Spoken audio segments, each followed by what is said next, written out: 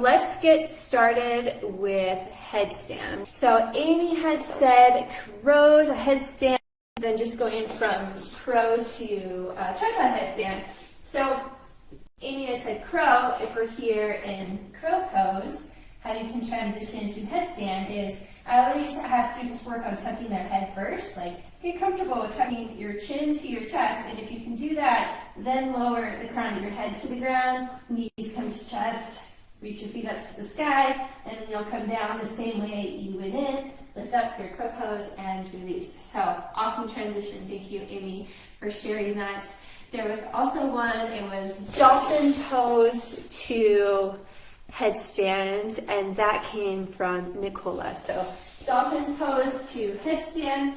If you're here in dolphin pose, you can interlace your fingers together to move into the supported headstand. Walk your feet in, crown of the head down, maybe press up in a pike to your headstand, then lower back down and come right back to your dolphin pose.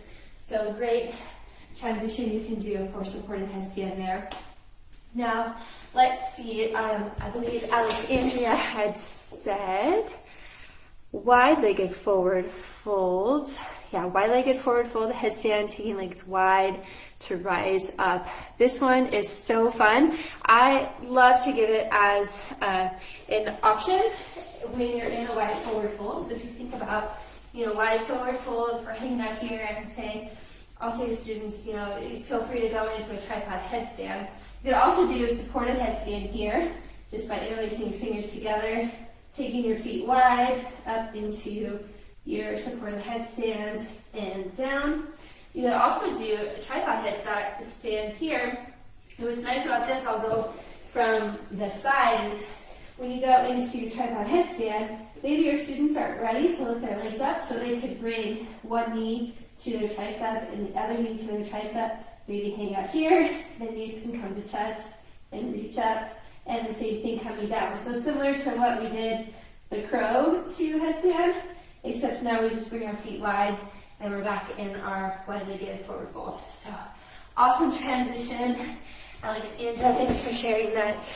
And let's see, I think there was a couple more. Oh, Fiona had one from Gumagasana, which is your cow face pose, also known as knee pile. So welcome those of you who tuned in. I'm just going through some of those transitions for our supported headstand. All right, so let's see. This one is one of my favorites that I like to do. So if you think of knee pile, your cow face pose, you're here in this position, and maybe you don't take cow face arms, or maybe you're just here in a forward fold.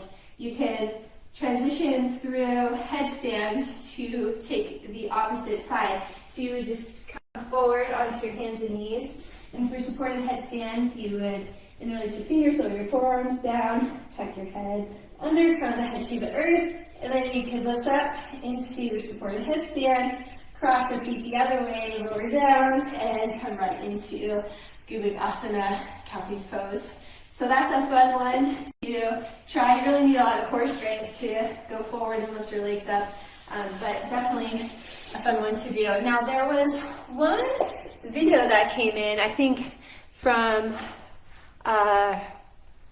Hermine, and she had posted this YouTube video. I usually don't allow YouTube videos in the group just because then the whole group gets flooded with YouTube videos and it kind of loses our purpose of talking about sequencing in the group rather than YouTube.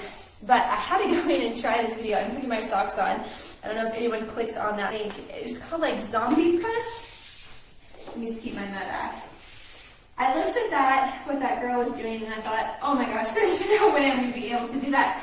But it actually wasn't that bad. So she did a headstand press from her belly. She put socks on hardwood floors, and she just tucked her head in, lifted up with her feet, and then up she went into headstand, and then she came back down and slid.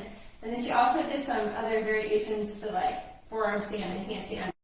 I definitely can't go that high. Now, if you don't have socks and you have like a medicine ball, you can also use a medicine ball to practice that.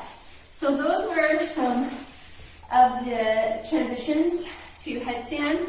Now, there's one that I never teach in class, but I do in my personal practice just because I'm too worried about students' necks. But if you're interested in trying, you one, have to know how to do headstand, and two, have to be okay rolling forward. So if I come into a supported headstand, see if I can do this as I'm talking, you'll want to release your hands and then suck your head and roll right up into like your bow pose.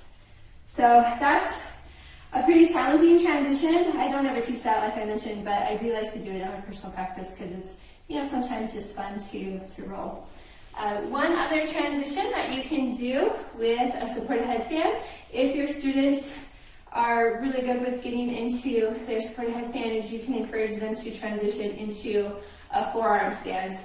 So if you're here in forearm stance, you'll place one hand down, then the other, and then when you're ready, you'll lift up into forearm stance and see if you can hold it.